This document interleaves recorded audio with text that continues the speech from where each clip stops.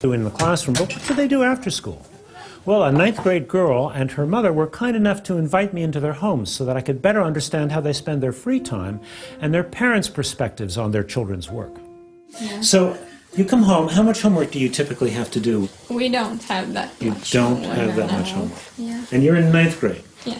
So do you expect when you go to upper secondary you'll have more homework? Do you hear from students there? Yes. Yeah. How much? So how much do you do now? Do you do some every day or not even every day? No. Not even every day. Not even every day.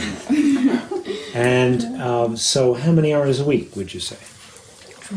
3 hours a week? 3 or 4 hours a week? Yeah, but... Finnish education system, way outperforming every other country. How do you understand that as both a teacher and a parent?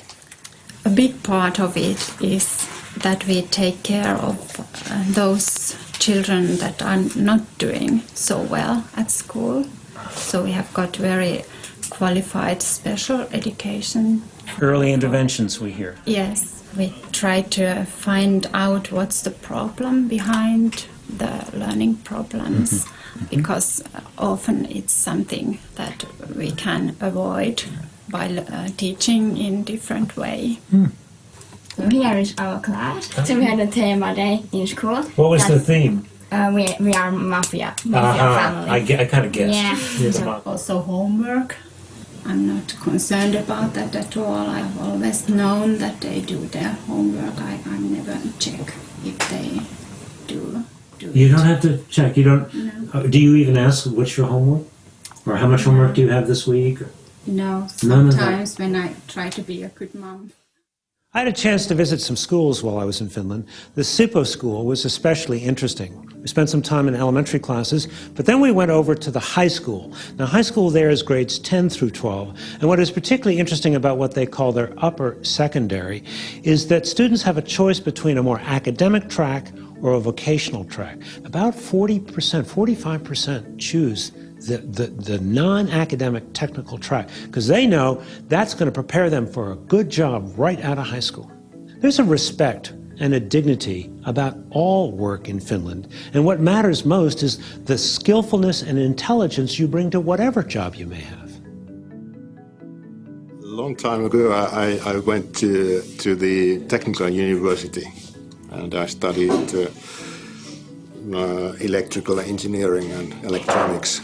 And after that I have been working at different companies for 30 years. I wanted to decrease the stress level because I was a technical director in a company, and this is how I did it.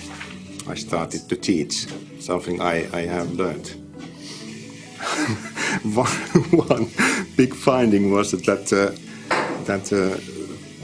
experts don't know how people learn, because there are many different understandings. So I'm trying to understand how it really happens in practice. So, yeah. What I like in teaching is many things. This is demanding, a lot of challenges. You can see the results. You have long summer vacations. What else you need? In practice, all students here may also select courses from the academic side.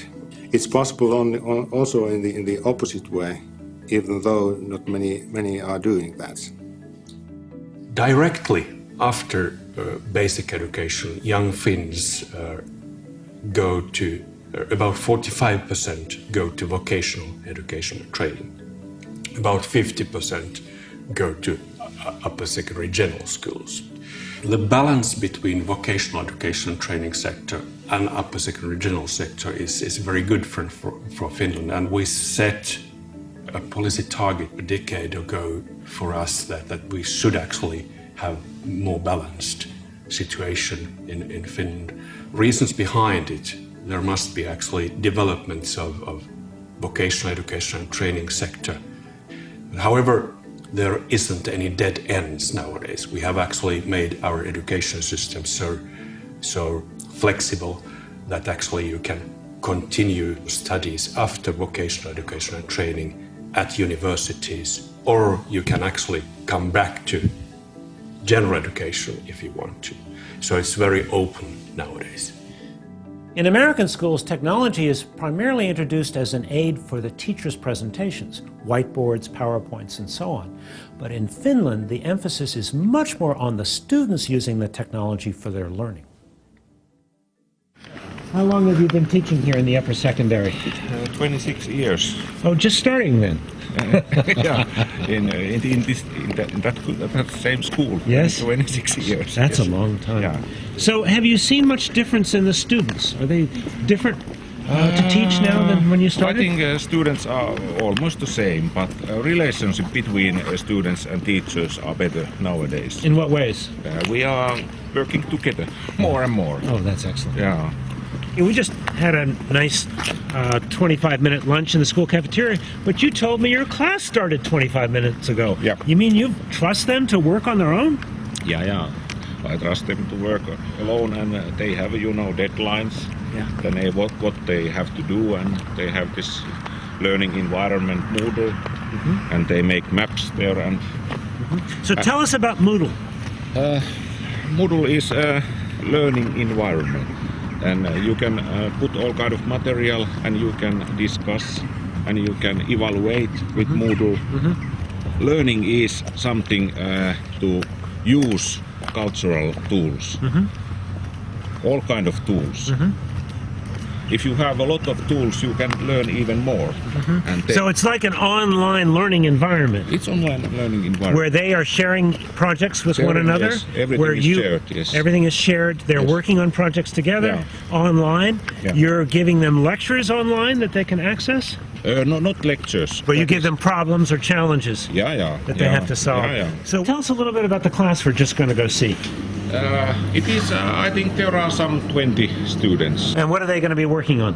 They are working kind of geography study about African countries. Okay. Hannah, can you tell me what you're working on, please? I'm searching some information about African land Togo, which is this. How much time do you have to work on this project?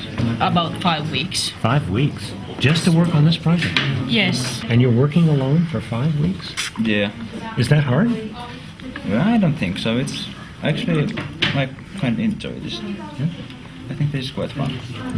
I have to do something in every year. Category? Yes. Here working on Zimbabwe's nature map, and I have to make one map on paper and one map in internet. Oh, I see. So you're also having to write here some answers that the rest of the class will see that will be shared from the software. And other students will comment on your work? Yes. Do you find this useful? Would you rather be reading a textbook and taking I tests? think this is quite a good way to learn. Use more of your own creativity, your own thinking, and your own ideas about how to create an effective mind map? Yeah, exactly. Niin, tuohon linkkiin sun pitäisi kopioida se sieltä sivun otsikko vielä. Tää kokonaan. Joo. Eli se, ja sit se laitetaan siihen kopioi liitä. Ja sit OK. Ja nyt kun sä meet sinne Moodleen ja painat tallennan, niin se tulee. We are studying business marketing. So at this moment we are studying the social media marketing, which is a quite new area. You know, no one knows where the marketing in social media is going. So students are actually in the Facebook, which they love, trying to find out different kind of articles, especially about Facebook and marketing. They are using Wikipedia. It's quite interesting because when you see something new is growing, so you need to go right to it and to see where it's going to.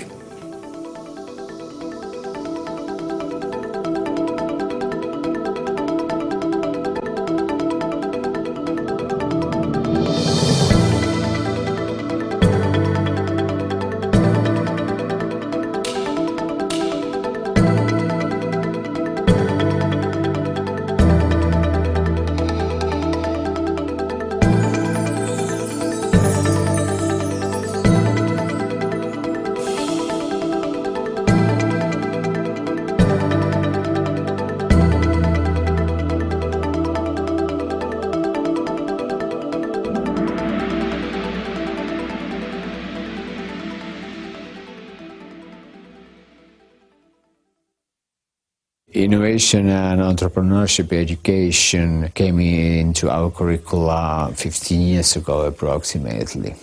It should be included in every teaching and every subject.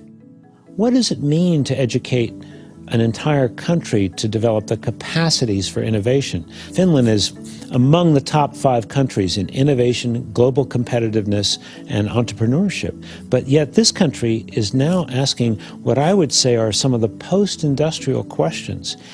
If education is to be something that maybe is for its own sake, to develop curiosity, to develop imagination, to develop social bonding and networks, what does that mean that we might need to do differently? How do we free up time and space for more exploratory learning, not just transmitting information, but giving young people chances to explore, to experiment, and to create new knowledge and new information?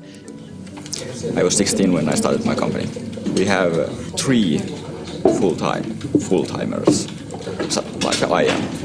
So we go to school, but when we are out of school, then we do some jobs and marketing and such. It specializes in making home computers, and mostly we do gaming computers for kids like us. We know what we want, and that's what we do. So this is actually the main site. As you can see, there came my friend, and he is eating a motherboard. It's so easy. I can't lose any money, but I can make money if I work hard. Well, if it can provide us when we are graduating and don't get any better jobs, then it's good that we have somewhere to work. You know, by luck, I stumbled on this student project in one of the schools where students were learning about innovation and entrepreneurship by forming teams that had to produce a new product or service overnight, quite literally. They were spending the night in schools with their teams and with adult chaperones, learning the skills of innovation and entrepreneurship. You know, it's a very rare school in our country that teaches anything like that. We have some schools that do an extraordinary job of giving all students a work-based internship. Some schools that enable students to do what we call service learning, community service. But I think in Finland, these things are far more common, whereas in our country, they are the exception to the rule. Tell us a little bit about this innovation camp. What is it about?